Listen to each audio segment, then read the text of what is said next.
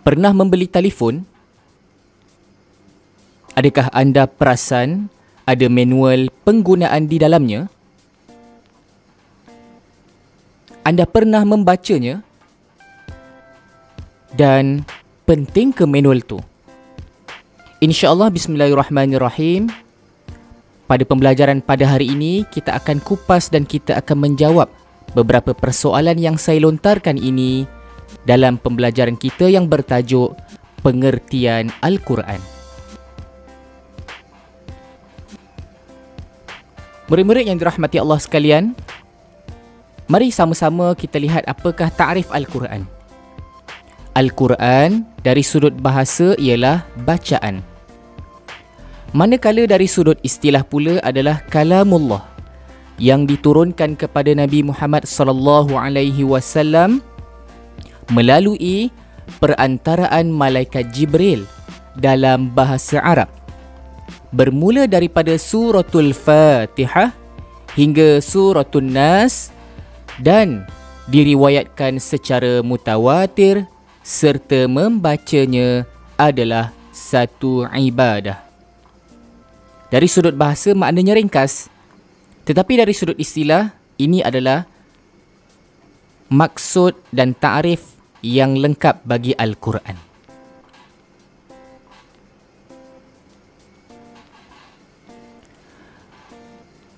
Sama-sama kita mengenali nama-nama lain bagi Al-Quran. Ada 4 nama lain bagi Al-Quran. Yang pertama disebut sebagai Al-Kitab ataupun sebuah kitab suci. Yang kedua ialah Al-Furqan yang membawa maksud pembeza di antara hak dan juga batil. Al-Quran ni adalah Al-Furqan juga. Al-Quran ini adalah yang membezakan di antara hak dan juga yang batil. Yang ketiga adalah disebut juga sebagai At-Tanzil yang membawa maksud penurunan. Dan yang keempat disebut sebagai Az-Zikru. Al-Quran juga disebut sebagai peringatan. Ini adalah 4 nama lain bagi Al-Quran. Seterusnya kita kembali kepada persoalan tadi. Adakah anda perasan ada manual penggunaan di dalam kotak telefon tersebut? Anda pernah membacanya? Penting ke manual itu? Jawapannya adalah manual sangat penting. Kenapa? Jawapannya ialah kerana manual itu adalah menunjukkan bagaimana penggunaan telefon yang sebenar. Apa penggunaan telefon? Penggunaan telefon adalah untuk berhubung dan mencari maklumat. Berhubung dengan orang jauh dan mencari maklumat seantero dunia. Maka, kalau telefon itu digunakan untuk menyendal pintu, adakah ia menepati penggunaan telefon? Maka jawapannya adalah tidak. Telefon adalah untuk berhubung di antara satu sama lain. Maka kalau tidak digunakan ke arah itu, maka cara penggunaannya adalah salah. Sebagai contoh lain, kalau telefon digunakan sebagai alat memotong buah, adakah itu benar penggunaan telefon? Maka tidak. Kerana telefon gunanya bukan untuk memotong buah, tetapi telefon kegunaannya adalah untuk berhubung antara satu sama lain, sama ada orang dekat ataupun orang jauh dan juga mencari maklumat. Maka saya ulang sekali lagi, adakah manual itu penting? Sangat penting. Maka murid-murid yang dirahmati Allah sekalian, maka begitulah Al-Quran kepada kita. Allah Subhanahu Wa Taala menurunkan Al-Quran kepada kita sebagai manual panduan kehidupan kita. Maka sama-sama kita ikuti Al-Quran supaya kehidupan kita sentiasa aman dan juga sejahtera. Maka oleh itu kita lihat beberapa sebab Al-Quran ini disebut sebagai kitab suci. Yang pertama sekali ialah suci daripada campur tangan manusia. Yang kedua adalah ajarannya sesuai dengan fitrah manusia, iaitu ajarannya tidak berlebihan dan sesuai sepanjang zaman. Yang ketiga ialah isi kandungannya tidak bertentangan antara satu sama lain. Tidak bertentangan dengan kitab-kitab yang pernah diturunkan pada nabi-nabi yang lain dan juga rasul-rasul yang lain. Yang keempat ianya terpelihara daripada sebarang penyelewengan.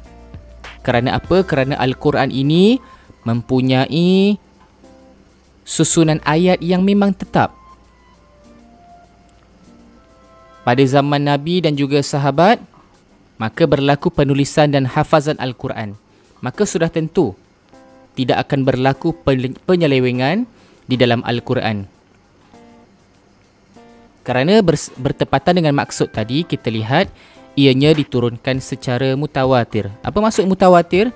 Mutawatir ini adalah orang yang merawikan ayat-ayat tersebut adalah disepakati oleh majoriti.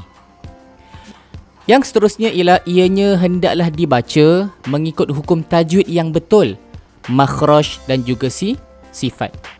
Maka kalau dibaca tidak mempunyai tajwid, makhraj yang tidak tepat dan sifatnya tidak tepat, maka bacaan itu adalah bacaan yang tidak sempurna. Dan itu adalah bacaan yang tidak betul. Yang seterusnya adalah isi kandungannya hendaklah difahami dan diamalkan. Kita sebagai umat Islam, maka sudah tentu kita perlu memahami isi Al-Quran. Walaupun tidak banyak, tetapi mestilah kita fahami sedikit demi sedikit, kemudian kita amalkan. Dan yang terakhir adalah seseorang yang ingin menyentuh Al-Quran mestilah dalam keadaan berwuduk. Maka sama ada lelaki ataupun perempuan nak sentuh sahaja Al-Quran, maka mestilah dalam keadaan berwuduk. Yang terakhir adalah sama-sama kita jawab soalan-soalan berikut. Soalan yang pertama, pilih padanan yang betul bagi maksud nama-nama lain bagi Al-Quran.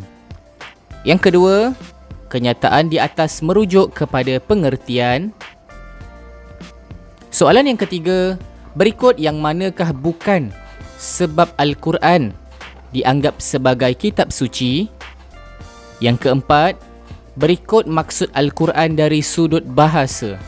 Dan yang kelima, berikut manakah bukan nama lain bagi Al-Quran. Wallahu a'lam, sekadar itu sahaja untuk pembelajaran kita pada hari ini.